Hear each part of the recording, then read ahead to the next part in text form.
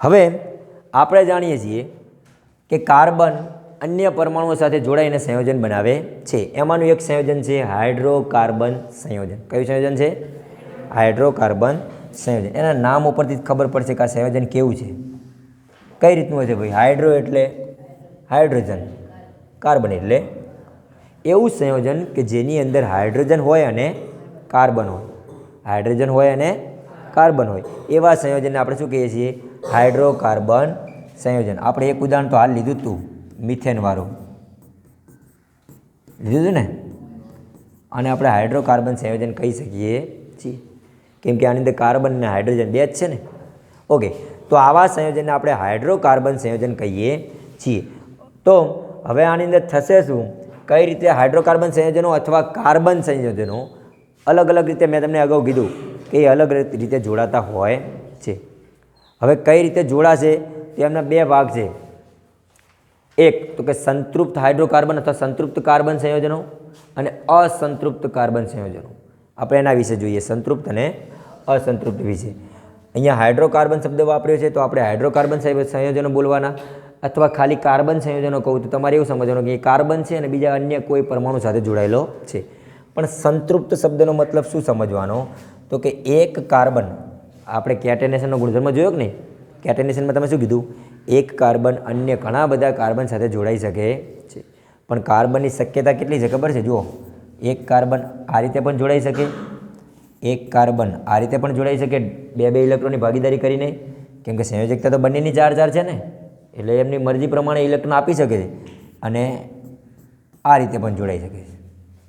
તો એ એકલ બંધથી પણ જોડાઈ શકે, દ્વિબંધથી પણ જોડાઈ શકે અને ત્રિબંધથી પણ જોડાઈ શકે છે. બરાબર, આ ત્રણ શક્યતાઓ છે. ઓકે, ચોથો બંધ ના બનાવતા હવે, 3 જ બંધ છે. તો સંતૃપ્ત હાઇડ્રોકાર્બન કોને કહેશું અથવા સંતૃપ્ત કાર્બન સંયોજનો કોને કહેશું? તો કે એવા કાર્બન સંયોજનો કે એક કાર્બન અન્ય કાર્બન સાથે એકલ બંધથી જોડાયેલો હોય. કેવા બંધથી?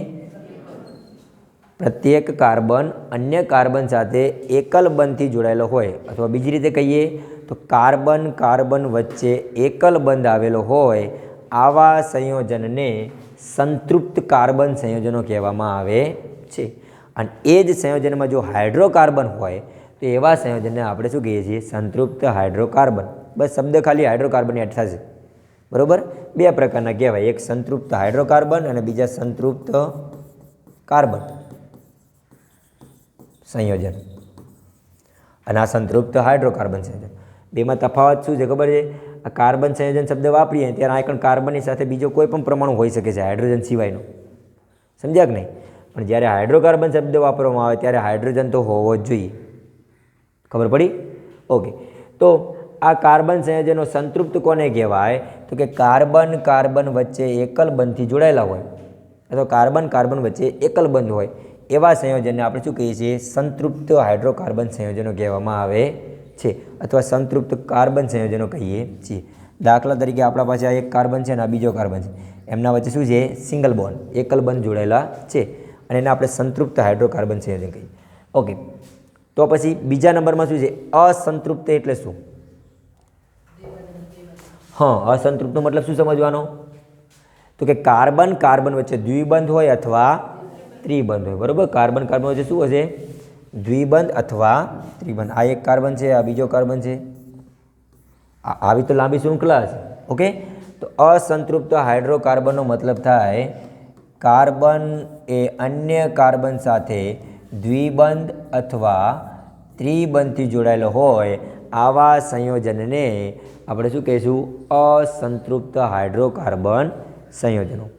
સંતૃપ્ત હાઇડ્રોકાર્બન સંયોજનોમાં જો હાઇડ્રોકાર્બન હોય તો એ આલ્કેન સંયોજનો કહેવાય. આપણે આગળ શીખશું આલ્કેન, આલ્કીન, આલ્કેન.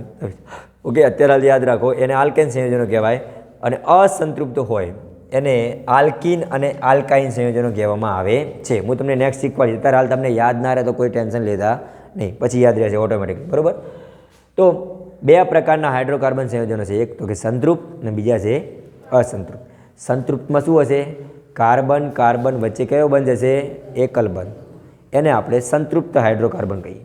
અને અસંતૃપ્તમાં શું હશે? કાર્બન કાર્બન વચ્ચે દ્વિબંધ અને ત્રિબંધ. હા, પછી બધાય કાર્બન વચ્ચે ના હોય એવું જરૂરી નથી, પણ એક કાં તો બંધ પણ જો દ્વિબંધ આવી જાય ને તો એને અસંતૃપ્ત કહેવાય. બાકીના બધા ભલે સિંગલ બોન્ડ રહે તો પણ એને અસંતૃપ્ત જ કહેવાનો. એ કાં તો ડબલ બોન્ડ કે ટ્રિપલ બોન્ડ આવે તો આપણે એને અસંતૃપ્ત કહેશું. બરાબર. તો આ સંતૃપ્ત અને અસંતૃપ્ત હતા. હવે એ કઈ કઈ રીતે દર્શાવવામાં આવે છે ચલો એના વિશે પણ જોઈ લઈએ. ધારો કે સંતૃપ્ત હાઇડ્રોકાર્બનની વાત કરીએ અથવા અસંતૃપ્તની વાત કરીએ તો એ અલગ અલગ કઈ રીતે જોડાય છે, તો એ શૃંખલા સ્વરૂપે જોડાઈ શકે છે. કઈ રીતે? એટલે કે કાર્બનની એક મોટી શૃંખલા બને. શૃંખલા એટલે સાંકળ. બીજો એનો કયો પ્રકાર છે? બીજો પ્રકાર છે શાખિત શૃંખલા. શાખિત શૃંખલા મતલબ સાંકળ તો છે જ પણ એની શાખા છે. સાંકળ તો બને જ છે સીધી કાર્બનની, પણ એની શાખા પણ બને છે. અને ત્રીજું છે વલય.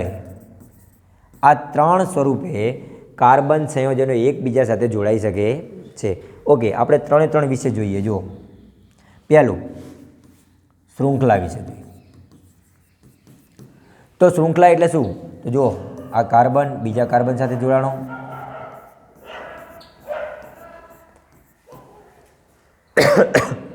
ગુજરાતીના નવડા નથી હો, ગુજરાતીના નવડા ના સમજતા.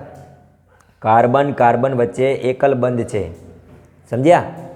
ઓકે, તો જો આ એક સીધી શૃંખલા દેખાય છે ને તમને, તો કાર્બન આ રીતે પણ જોડાઈ શકે છે. આ સંતૃપ્ત છે. આ કેવી છે?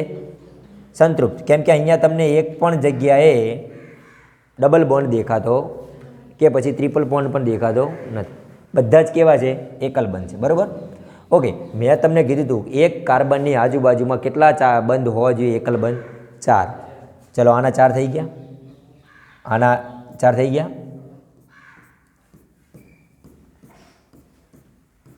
થઈ ગયા. બધાને 4 થઈ ગયા કે નહીં? એક કાર્બનની આજુબાજુમાં 4 બંધ હોવા જોઈએ.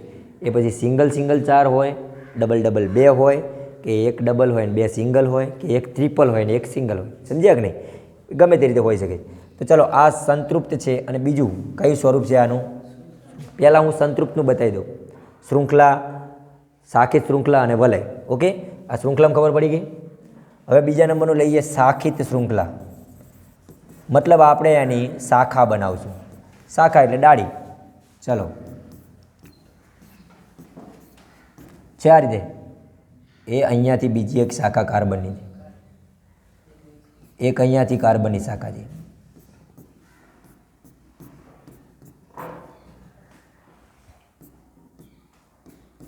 જો શાખા બનાવી ઉપર છે ને, તો આને કહેવાય શાખિત શૃંખલા. શું કહેવાય એને? શૃંખલા તો છે જ પણ એની શાખા બની, તો આને કહેવાય શાખિત શૃંખલા. ઓકે, ત્રીજું મેં શું કીધું? વલય. કયા સ્વરૂપે જોડાય છે? વલય. એક વર્તુળ જેવું બને, લંબ વર્તુળ જેવું. કઈ રીતે બનાવશું? જુઓ આ રીતે. Carbon, single bond carbon, carbon. આ શું બન્યું? વલય. બરાબર. જેના છેડા નથી એ રીતે બનાવવાના. ઓકે, પ્રત્યેક કાર્બનની આજુબાજુ કેટલા બંધ હોવા જોઈએ? 4. અત્યારે કેટલા છે? 2. 2 બાજુ એક છે ને, વધ્યા કેટલા? હવે અંદર નહીં બનાવવાના, આ રીતે બહાર બનાવવાના.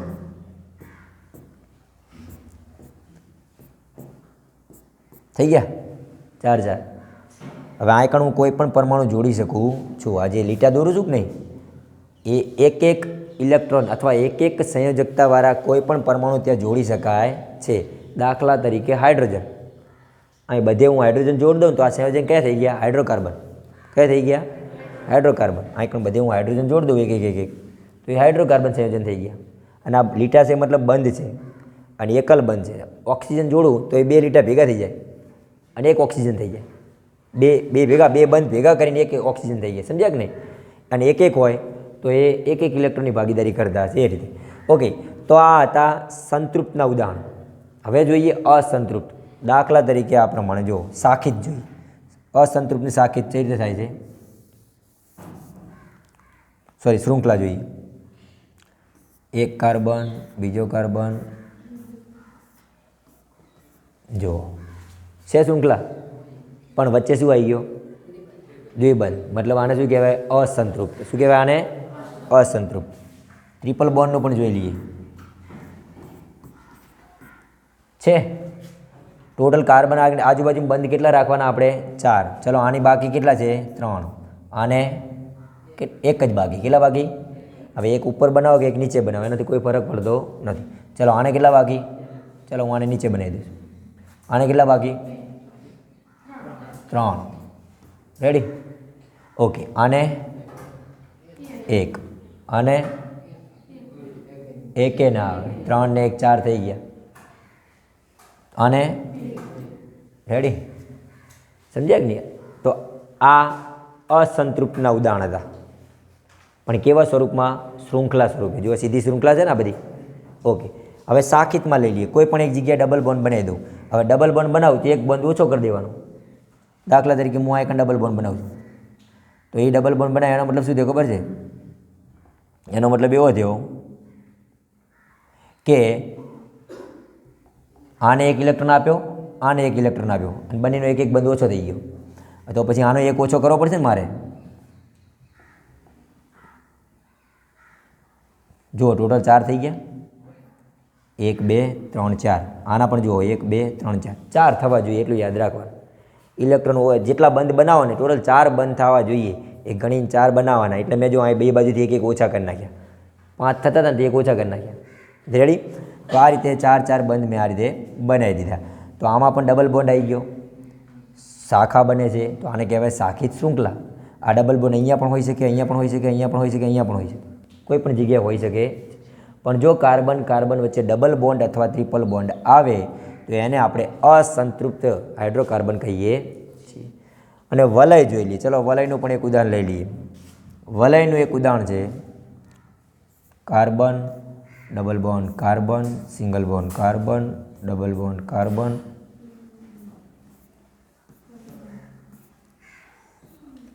ઓકે. જો પેલા જેવું છે વલય જ છે ને ટોટલ. ઓકે. પણ મેં એક ડબલ બોન્ડ એક સિંગલ બોન્ડ, એક ડબલ બોન્ડ એક સિંગલ બોન્ડ એવું લીધું છે. ચલો આને ખૂટ્યા કેટલા બધાની આગળ જુઓ 1 1. અને બધે હું હાઇડ્રોજન જોડી દઉં. શું જોડી દઉં છું? સૂત્ર શું બનશે આનું? પહેલાં કાર્બનની સંખ્યા લખો C6. હવે હાઇડ્રોજનની બોલો C6H6 બેન્ઝીન. શું કહેવાય આને? બેન્ઝીન. આ છે બેન્ઝીનનું બંધારણ. અસંતૃપ્ત હાઇડ્રોકાર્બન વલય સ્વરૂપનું કેવું? સંતૃપ્ત છે કે અસંતૃપ્ત? કેમ કે એમની વચ્ચે શું આવ્યા? Double bond. અસંતૃપ્ત હાઇડ્રોકાર્બન, સંતૃપ્ત હાઇડ્રોકાર્બન. તમને પૂછે કે અસંતૃપ્ત હાઇડ્રોકાર્બનનું વલય બંધારણનું એક ઉદાહરણ લખો અથવા કોનું ઉદાહરણ છે, તો એ કોનું આવે?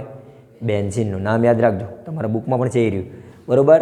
અને એને અસંતૃપ્ત હાઇડ્રોકાર્બન કયું સ્વરૂપ કહેવાય? વલય. બને છે વલય? ખબર પડી ભાઈ? તો આ હતા હાઇડ્રોકાર્બન સંયોજનોની અંદર. આપણે હાલ જોઈએ તો આને આપણે માત્ર કાર્બન સંયોજનો કહેશું, સંતૃપ્ત કાર્બન સંયોજનો અને અસંતૃપ્ત કાર્બન સંયોજનો. ઓકે. હવે આ કાર્બન સંયોજનની અંદર જો હું હાઇડ્રોજન જોડ દઉં તો આને શું કહેવાય? હાઇડ્રોકાર્બન સંયોજનો. જ્યાં જ્યાં મેં લીટા બનાવ્યા હતા કે નહીં ત્યાં ત્યાં હું હાઇડ્રોજન જોડી દઉં તો એ શું બની ગયા કહેવાય? હાઇડ્રોકાર્બન સંયોજનો. એવા સંયોજનો કે જેમાં હાઇડ્રોજન અને કાર્બન એકબીજા સાથે જોડાયેલા હોય આવા સંયોજનને હાઇડ્રોકાર્બન સંયોજનો કહેવાય છે. ઓકે. એટલે નેક્સ્ટમાં આપણે એ હાઇડ્રોકાર્બન સંયોજનો વિશે જોઈશું ડિટેલમાં. જો